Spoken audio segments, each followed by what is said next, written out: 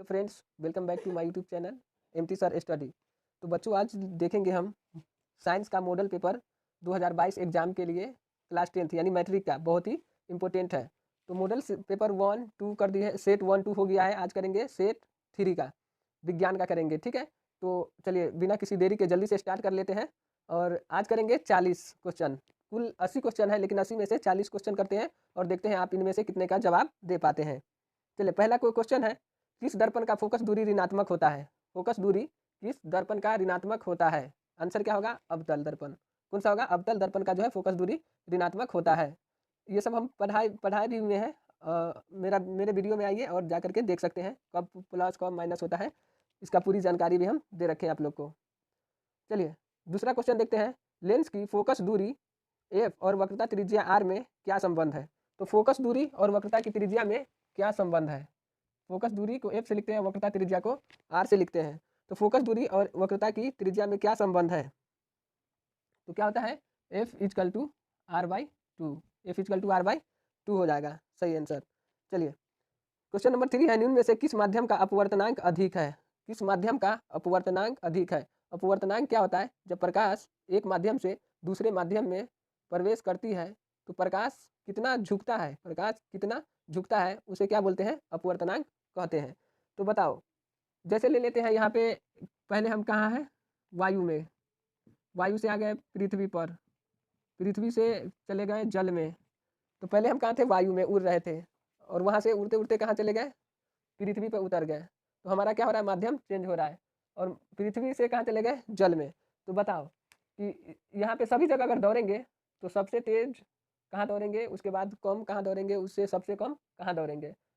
तो कहाँ पे सबसे तेज दौड़ेंगे? पृथ्वी पर। उसके बाद जैसे पृथ्वी से जल में जाएंगे तो हम, मेरा जो गति है वो क्या हो जाएगा? स्लो हो जाएगा। तो उसी तरीके से प्रकाश के बारे में यहाँ पे बताना है। निम्न में से किस माध्यम का अपवर्तनांक अधिक है? अपवर्तनांक अधिक होता है हवा में, जल में, शीशा में या हीरा में?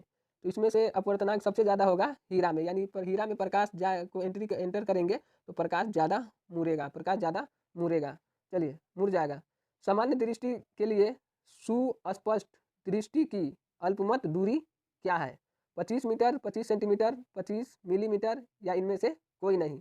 तो सामान्य दृष्टि के लिए सुस्पष्ट यानी साफ साफ देखने के लिए कम से कम दूरी कितना है? तो 25 सेंटीमीटर। कितना हो जाएगा इसका आंसर? 25 सेंटीमीटर में। मीटर में नहीं लगाना है दोस्तों, सेंटीमीटर में लगाना है। ओके, चलिए नेक्स्ट क्वेश्चन देखते हैं। क्वेश्चन नंबर 5 क्या है? श्वेत प्रकाश का कौन सा रंग वर्ण, रंग का मतलब क्या होता है? वर्ण, वर्ण को ही रंग बोलते हैं। तो श्वेत प्रकाश का कौन सा रंग किसी प्रिज्म से गुजरने के पश्चात सबसे कम झुकता है?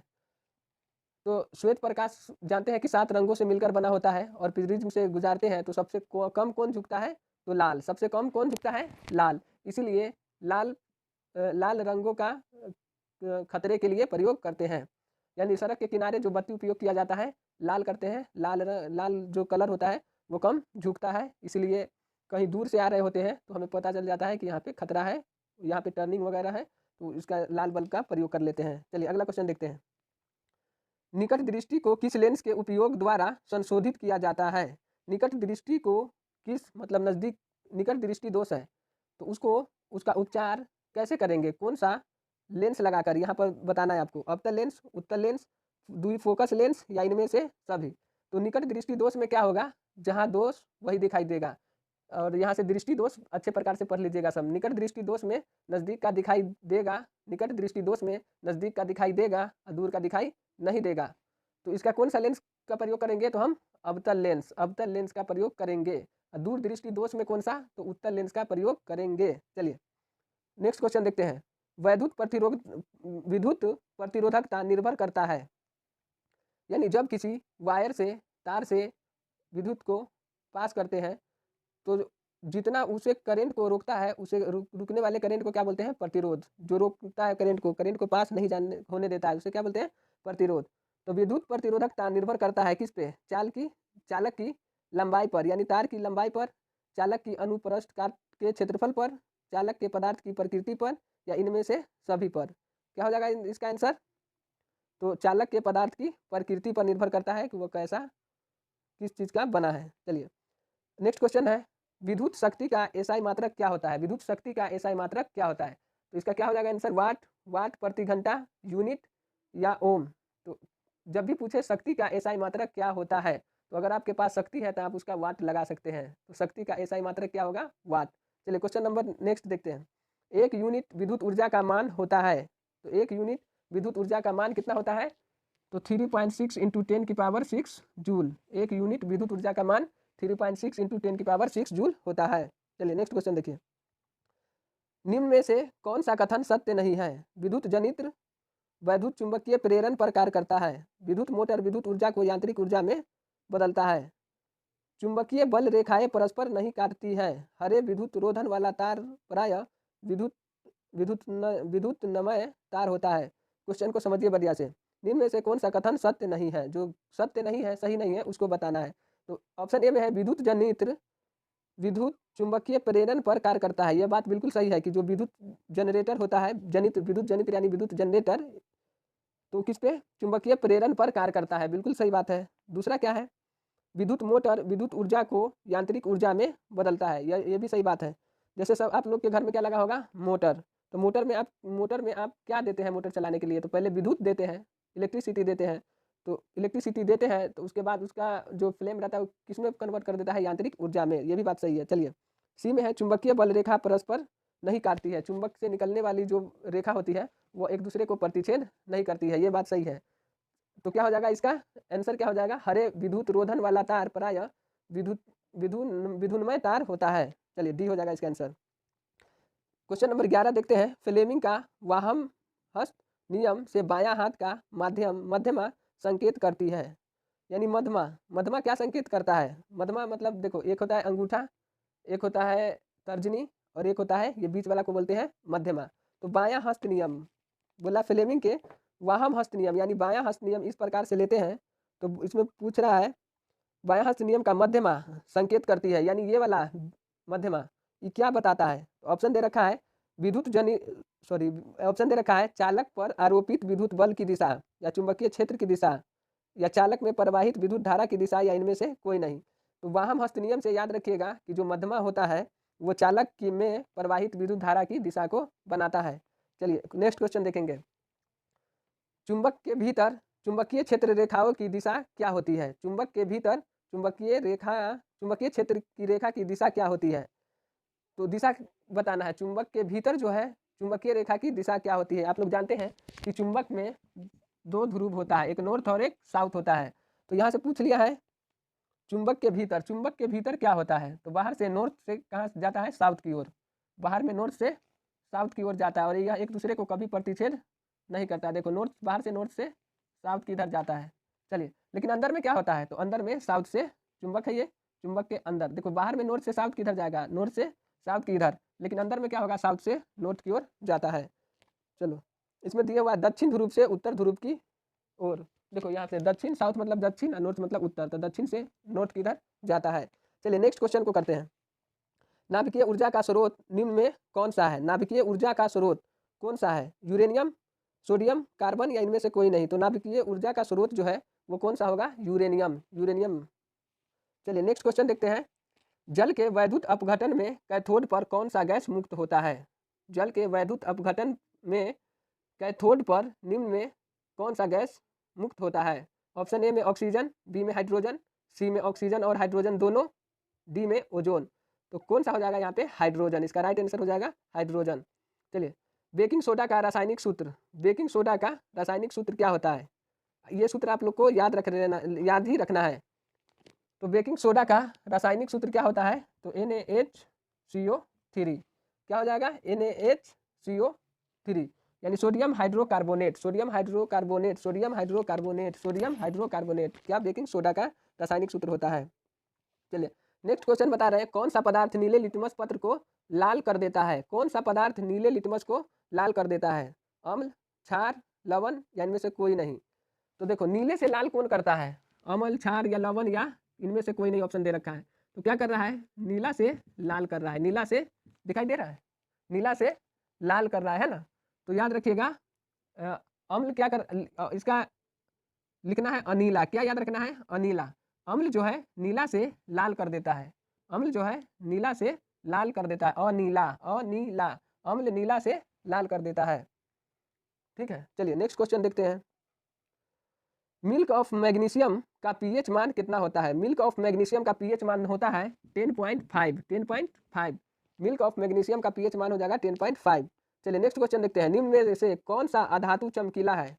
यहाँ पे दे रखा है अधातु और वो कैसा होता है? चमकीला। ऑप्शन ए में आयोडीन, बी में सल्फर, सी में ब्रोमीन और डी में सेलेनियम। तो यहाँ पे राइट आंसर बताइए जल्दी, कौन सा होगा? क्या होगा? आयोडीन। आयोडीन क्या होता है? अधातु होता है लेकिन चमकीला होता है। अक्सर धातु ही चमकीला होता है, धातु ही तन्य होता है, धातु ही विद्युत का सुचालक होता है, लेकिन आयोडीन ऐसा अधातु है जो चमकीला भी होता है। चलिए क्वेश्चन नंबर 20 क्या है कि निम्न में से कौन सा धातु अत्यधिक अभिक्रियाशील है?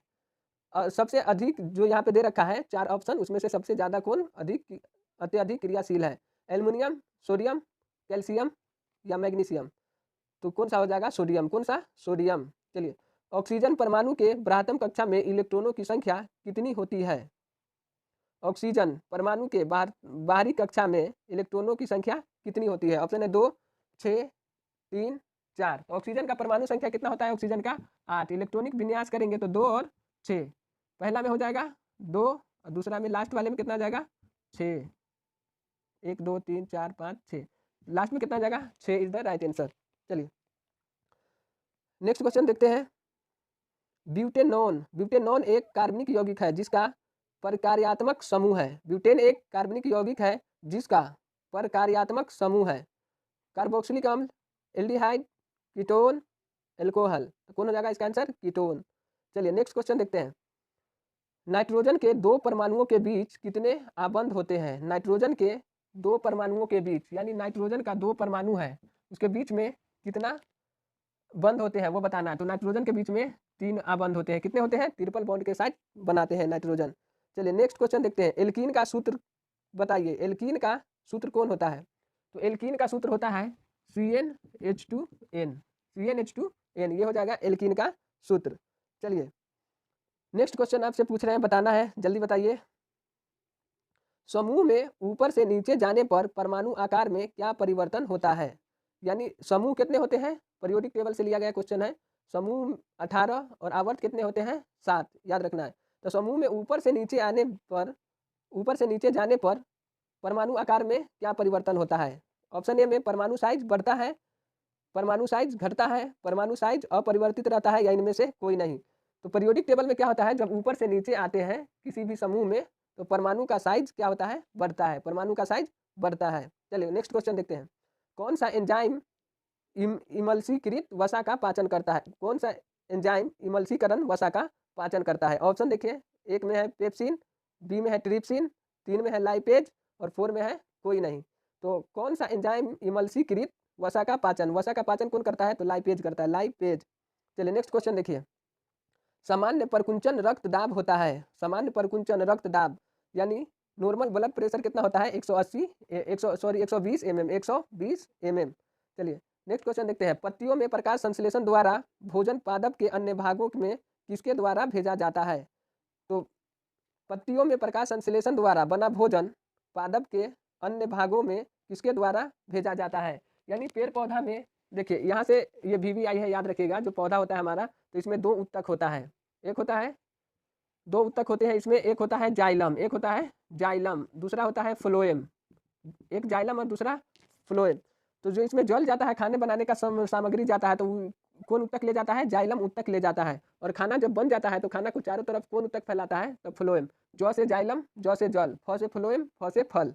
तो जब पूरे को खिलाएगा जब ही तो फल देगा। तो भोजन बनाने का कौन काम करेगा? भोजन जो है बांटने का काम कौन करता है? फ्लोएम। और जो खाना बनाने के लिए, भोजन बनाने के लिए सामग्री जो ले जाता है, जल वगैरह, कौन? तो जाइलम। ये दोनों बहुत ही इंपॉर्टेंट है, अच्छे से याद रखिएगा। चलिए उस पौधा का नाम बताए जो कलम द्वारा कायिक प्रवर्धन को प्रदर्शित करता है। तो कौन है? गुलाब। कौन होगा? गुलाब। गेहूं नहीं हो सकता है, धान नहीं होगा, इनमें से कोई नहीं। तो कौन होगा? गुलाब। काला जार बीमारी किस रोगजनक के कारण होता है? काला जर का जो बीमारी होता है किस रोगजनक के कारण होता है? ऑप्शन है प्लाज्मोडियम, बी में है लेशमानिया, सी में है अमीबा, डी में है इनमें से कोई नहीं। तो कौन इसका आंसर होगा? इसका लेशमीनिया। क्या होगा? लेशमानिया। चलिए 32वां नंबर देखते हैं। यहाँ पे निम्न में कौन सा द्विलिंगी पुष्प है? द्विलिंगी पुष्प के बारे में बताना है। चलिए, ए में है गुलाब, बी में है लौकी, सी में है पपीता पुष्प और डी में है इनमें से कोई नहीं। कौन सा द्विलिंगी पुष्प है, यानी द्विलिंगी फूल के बारे में बताना है। तो कौन हो जाएगा इसका आंसर? गुलाब। क्या हो जाएगा? गुलाब। चलिए नेक्स्ट क्वेश्चन देखते हैं। मानव में घ्राणग्राही स्थित होता है। मानव में घ्राणग्राही स्थित होता है। ए में है आंखों में या नाकों में, कानों में या इनमें कोई नहीं। तो घ्राणग्राही स्थित कहाँ होता है मानव में? तो नाकों में। चलिए, और ये बहुत ही इंपॉर्टेंट है। 80 क्वेश्चन में से आज पार्ट 1 जो बना रहे हैं इसमें 40 क्वेश्चन है और 40 नेक्स्ट वीडियो में इसके तुरंत बाद जाएगा। आप लोग देखिए, बढ़िया से इसको याद रखिए ताकि अच्छे नंबरों से पास हो सके। चलिए नेक्स्ट क्वेश्चन देखते हैं। क्वेश्चन नंबर 34 क्या कह रहा है कि हमारे शरीर की सभी ऐच्छिक क्रियाएं नियंत्रित करती है। तो हमारे शरीर की सभी ऐच्छिक क्रिया को नियंत्रित कौन करता है? प्रमस्तिष्क से। कहाँ से कौन करेगा? प्रमस्तिष्क से। प्रमस्तिष्क से, ठीक है। चलिए क्वेश्चन नंबर 35। जंतुओं में वृद्धि हार्मोन स्रावित होता है। जो जंतु होते हैं उसमें जो है वृद्धि का हार्मोन स्रावित होता है।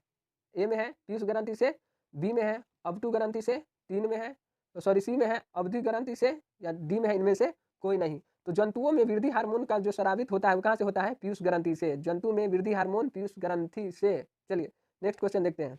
अनुवांशिकता का सिद्धांत किसने प्रतिपादित किया था? तो जैसा कि आप लोग को बार बार पढ़ा चुके हैं, अनुवांशिकता का सिद्धांत किसने प्रतिपादित किया था? तो मेंडल ने। किसने? मेंडल ने।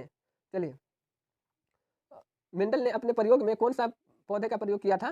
तो मटर का, याद रखिएगा। चलिए बताना है, स्त्रियों में लिंग गुणसूत्र होते हैं एक्स वाई या एक्स एक्स या एक्स वाई या डबल एक्स या इनमें से कोई नहीं। चलो एक्स वाई और एक्स एक्स दोनों कौन होते हैं बताओ? स्त्रियों में लिंग गुणसूत्र क्या होता है? देखो स्त्री में पूछे, स्त्री में क्या होता है? गुणसूत्र एक्स एक्स होता है। अब पुरुष में पूछे तो क्या होता है? एक एक्स और एक वाई होता है। चलिए स्त्री के लिए एक्स एक्स और पुरुष के लिए एक्स वाई। चलिए नेक्स्ट क्वेश्चन देखते हैं, थोड़ा सा बचा हुआ है। चलिए, निम्न में से कौन जैव निम्नीकरणीय कचरा है? जैव निम्नीकरणीय कचरा है। Plastic, thermocol, polythene, tissue paper. कौन सा हो जाएगा इसका आंसर? Tissue paper. चलिए नेक्स्ट क्वेश्चन देखते हैं। आहार तथा पाइन किस राज्य की जल संग्रहण व्यवस्था है? आहार तथा पाइन किस राज्य की जल संग्रहण व्यवस्था है? मध्य प्रदेश की है या उत्तर प्रदेश या महाराष्ट्र या बिहार? तो आहार तथा पाइन एक ऐसा व्यवस्था जिसके द्वारा जल को संचित किया जाता है, जल को संग्रह किया जाता है। कहाँ किया जाता है? तो बिहार में। ओके, चलिए लास्ट क्वेश्चन, क्वेश्चन नंबर 40 देखिए। प्राकृतिक संसाधनों का प्रबंधन के लिए सबसे उपयुक्त विकल्प निम्न में से कौन है? प्राकृतिक संसाधनों का प्रबंधन के लिए सबसे उपयुक्त विकल्प जो नीचे दिया गया है उसमें कौन है? चलिए देखिए, कम उपयोग करना है या पुनः चक्रण करना है या पुनः उपयोग करना है या इनमें से सभी। अब प्राकृतिक संसाधन का जो का प्रबंधन है कैसे कर सकते हैं आप? तो कैसे कैसे कर सकते हैं? तो यहाँ पे देखिए कैसे कैसे कर सकते हैं। तो उसका जो प्राकृतिक मिला उसका कम उपयोग करना है, ज़्यादा से ज़्यादा उपयोग नहीं करना है क्योंकि बचा रहेगा, नष्ट नष्ट नहीं करना है। एक बार उपयोग कर लिए उसका फिर रिसाइकल कर दे, दोबारा उपयोग उसका कर ले, है ना। उसके बाद क्या करना है? पुनः चक्रण करना है, दोबारा उपयोग करना है। इसी तरीके से में क्या हो जाएगा इसका आंसर? इनमें से सभी। कम उपयोग करे, पुनः चक्रण करो, पुनः उपयोग करो और इसमें से सभी हो जाएगा इसका ऑप्शन। सभी हो जाएंगे इसके ऑप्शन। चलो ये रहा पार्ट 1 और पार्ट 2 इसके बाद जरूर बहुत ही जल्दी अपलोड कर देंगे। और सब्सक्राइब नहीं करते हो तुम लोग, अगर सब अच्छा लगे तो सब्सक्राइब वगैरह करो। जो सारा साइंस का क्लियर करा देंगे यहाँ पे, साइंस और सोशल साइंस, और इसके बाद मैथ का भी लेकर आना है, ठीक है। और सब्सक्राइब करो और जो भी दोस्त है, फ्रेंड लोग है, उसको शेयर करो।